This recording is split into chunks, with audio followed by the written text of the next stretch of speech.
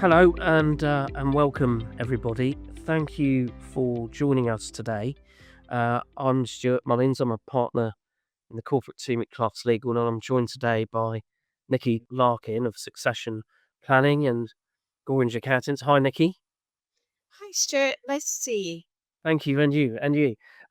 So we're here today to to to look at the unique points to consider um, for owners, founders of tech-based businesses, um, to sort of maximize their value really, so that when they come to sell or attract investment in their companies, they're really focusing on the key things. Now, my experience is that tech businesses are quite unique to other sectors in terms of the life cycle timeline of those businesses, and in terms of maximizing value because of the pace at which technology moves.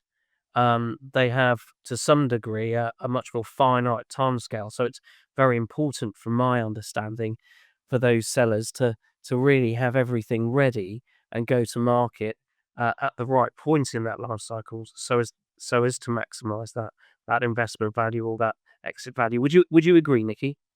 Absolutely, Stuart. So I would definitely concur that it is very common.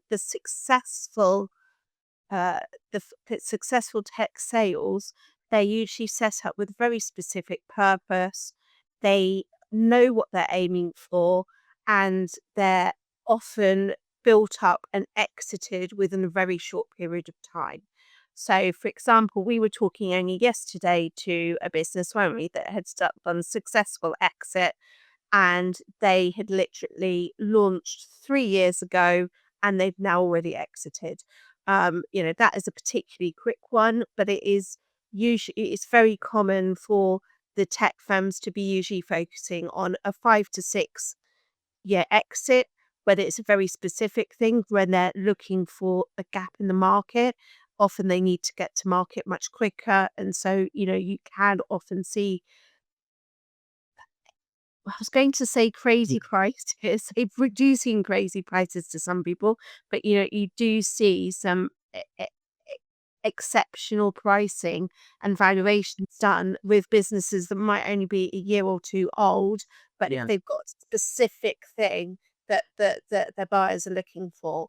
And Um, you what goes to the very, very core of these businesses is intellectual property. Now, if you've listened to our previous podcasts around business exits generally, you would have heard us talk before about the importance of um, IP audit, intellectual property right audit, and making sure that you do own, in fact, what you say you own.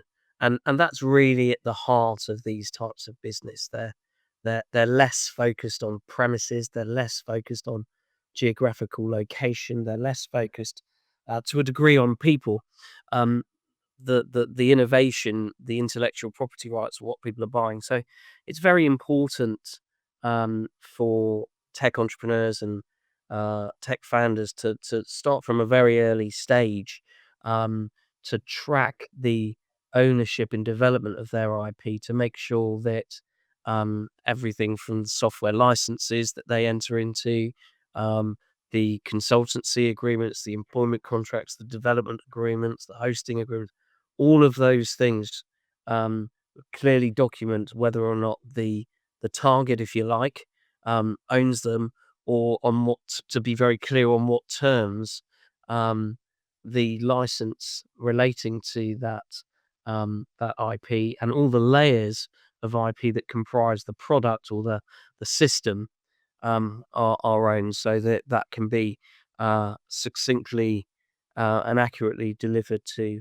any any investor or buyer. Would you agree with that, Nikki? Absolutely. This is definitely an area where the contract management is essential, whether it's the licensing to the clients or the licensing and contracts with the suppliers. And you've got to own the IP. Sometimes these firms are built in a odd structure, well, not necessarily odd, but a more complicated structure, and may have IP in a different entity. You need to make sure that, it is part of the group. You do not want to be finding something as innocuous as, domain license, the domain was originally bought by an original founding person. It's never been put in the company name. You don't want to be finding things like that at a late stage. You need to make sure that all of that administration is straightforward and is to the advantage of the tech firm. Good points, Nikki. Thank you, thank you. Um, and do you want to just, in your experience through succession planning, um, just sort of highlight how valuations for tech-based, tech-focused businesses tend to differ from other businesses? Absolutely. So with more traditional firms, you're usually having the bulk standard, either EBITDA or revenue type multiple valuations. With technology, it's much more varied. I mean, even in a standard business, you would normally still see a range of valuations. However, in tech businesses, it you do literally have ridiculously high valuations and, not for, you know, because people it's usually because it's got a particular need, it's got something unique about it that they don't have elsewhere and the buyer believes is gonna help them make money. So there is a variety of ways that you value these businesses. It's it can be on, the annual realized revenues, on a multiple of those. So a more established one is more likely to be on that, or even just a literal multiple of revenues. For example, AI businesses at the moment, their average is going at 30 time revenues. However, you do get, as we've said, that it's the technology, often it's the intellectual property that's worth the value, and they might not even be at a stage that they are being marketed as yet. So if uh, another business sees the value in it, and also, by the way, they might not even see the value of what it was originally set up for. So you could be creating, for example, PayPal. That wasn't originally, I think that was the truth, the word wasn't originally set up to be PayPal. It originally setting up something else, and then that was the side production of it. So it's looking, I would say, the it's not just about the intellectual property, it's about how you market it. What can you use that product for, or that service for? It's much more nuanced, it's much more complicated. You get in a lot more detail, but also sometimes it's look and feel, and this is where it's a much more complicated negotiation and deal structure than any other sector.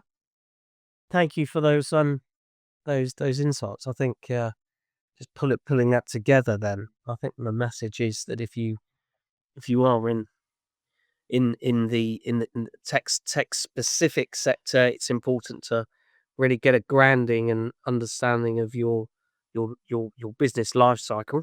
So it's unlikely to have the longevity of of of other businesses, by virtue of the fast paced moving nature of tech.